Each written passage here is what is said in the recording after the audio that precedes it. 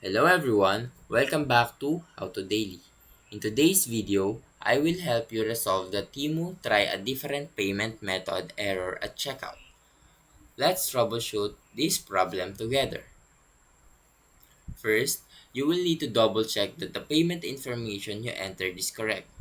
Ensure your card details, billing address, and CVV code are all accurate. Now, if the problem still persists, try using a different payment method.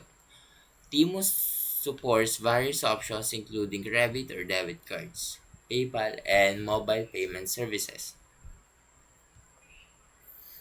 Sometimes clearing the app's cache or restarting it can fix temporary glitches. So go to your device settings, clear the TEMU app cache, and reopen the app. If none of these steps work,